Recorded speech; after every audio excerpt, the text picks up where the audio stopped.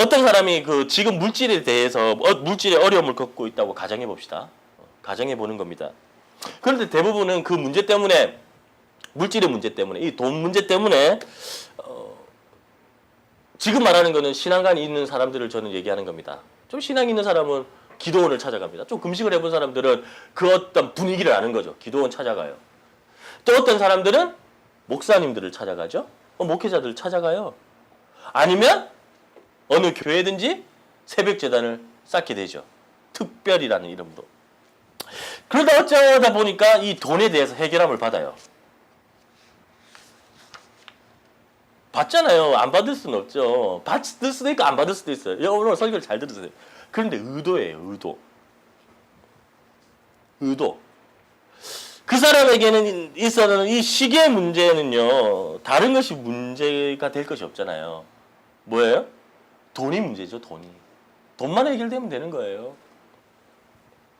그런데 정작 그럴 때마다 이상하게 목회자를 만나도 이 돈을 해결해 줄 수 있는 목회자를 만난다는 거죠. 이런 거예요. 부흥회를 가요. 그곳에서 물질 문제에 대해서 기도를 해줍니다. 여러분들 물질의 해결을 받습니다. 그리고 설교를 합니다. 물질 축복을 받게 될 것이라고 선언하죠. 그리고 성령에 대해서 조미료를 치듯이 약간의 조미료를 감미해서 분위기를 업시키고 이야기를 합니다. 하나님께서 오늘 나를 보내셔서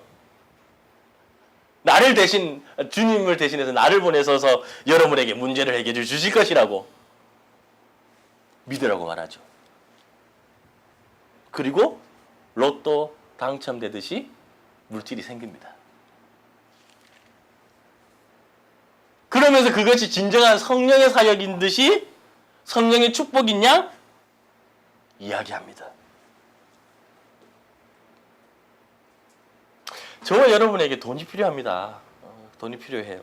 그러나 이 돈 때문에 성령 세례를 받는 것이 아닙니다. 성령은 여러분에게 돈을 주기 위해서 그런 일을 하기 위해서 오신 분이 아니에요. 그런데 목사들이 그런 것을 이용하는 데에 있는 것이 문제입니다. 영적인 탈을 쓰고 성도들을 병들게 하는 것이 문제입니다. 아니 이 한국당은 그것으로 병들었습니다. 저는 어떤 부흥회 나요. 어떤 집회를 가서 예수님을 위해 진정으로 가난해지자고 이야기하는 곳을 저는 못 봤어요. 부흥회는. 왜냐하면 그런 설교를 하면 사람들이 올까요? 안 올까요? 사람들이 안 오죠. 모두가 부자가 되어야 된다고 합니다. 그래요. 예수 믿으면 부자 되는 것이 좋습니다. 좋죠. 그렇게 이야기할 수 있다 할지라도 저는 문제는 성령이 그런 일을 하는 것이 주된 사역인 것처럼 잘못된 신앙관, 잘못된 신학, 잘못된 목회자들이 너무나도 많다는 거예요. 그렇게 호도하는 것이 문제라는 거예요. 어느 목사가 방송에서 설교를 하는데 성령 충만함에 대해서 이렇게 이야기하는 사람이 있었어요. 방언을 하지 못하면 성령 충만함 받은 것이 아닙니다. 여기 온 모든 사람들이 100% 방언 받게 될 것입니다. 이렇게 선동하는 사람이 있었습니다.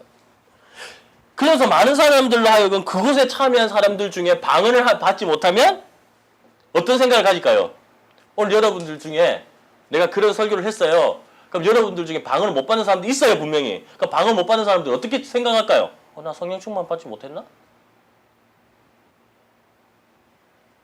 정말 성령 충만을 받지 못한 것을 착각하고 그렇기 때문에 인위적으로 흉내를 내기 시작해요.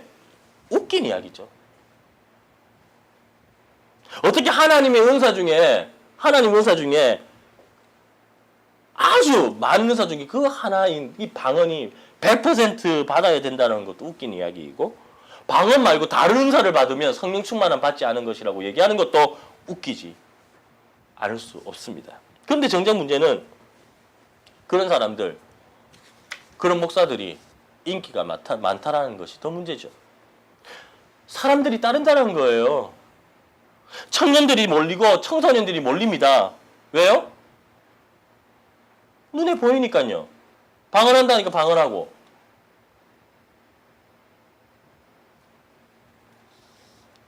저는 목회자의 덕목 중에 하나는 앞에서 잠깐 말씀드렸지만 이 의도가 순수해야 된다는 데 저는 있다고 생각합니다.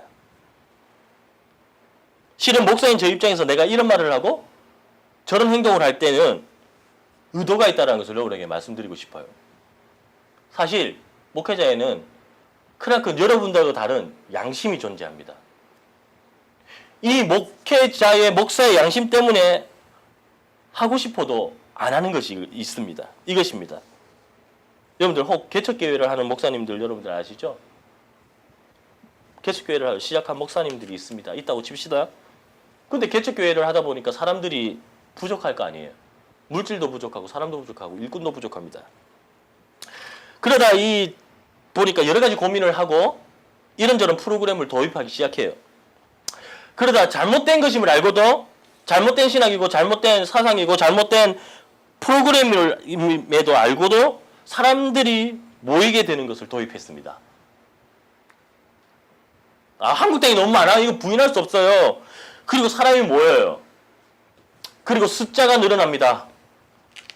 돈이 풍족해지고 돈이 모이기 시작해요. 그리고 자랑하죠. 뭐라고요? 교회가 부흥했다고. 그리고 이런 목사들이 집회 강사로 가고 신문에 나오고 매스컴을 탑니다. 여러분들 이게 부흥인가요?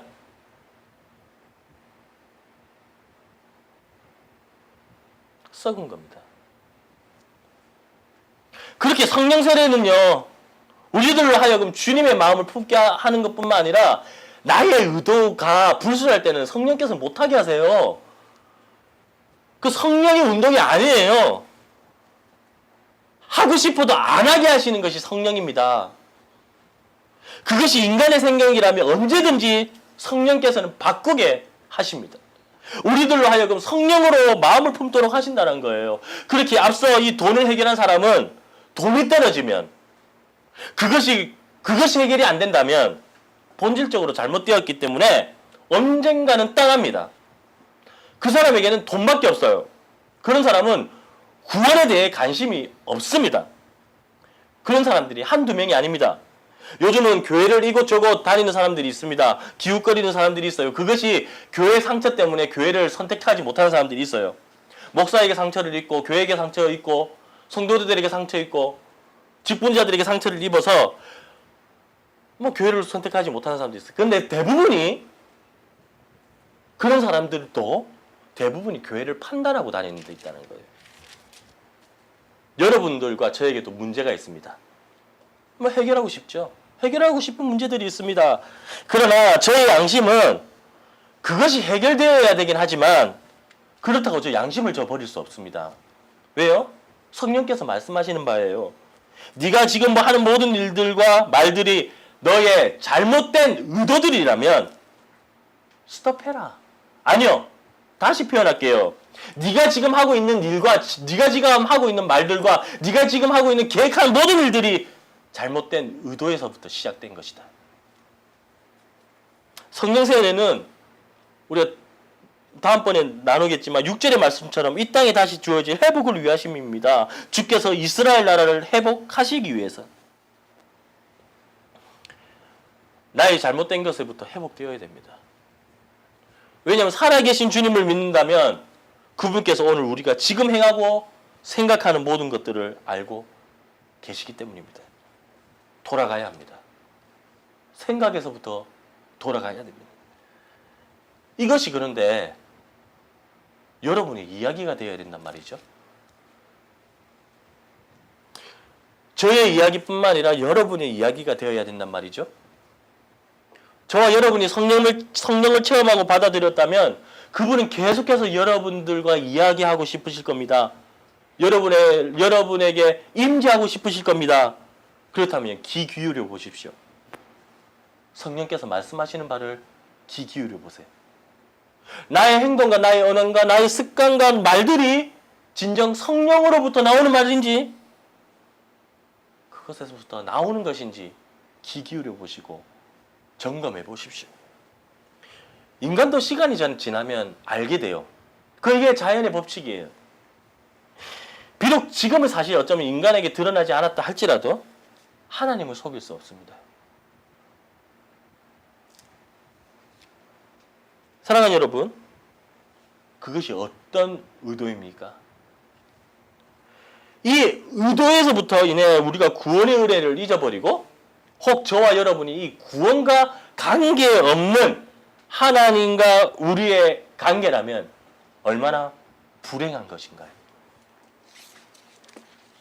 오늘 저와 여러분에게 성령께서 말씀하신 바를 들으십시오, 제발.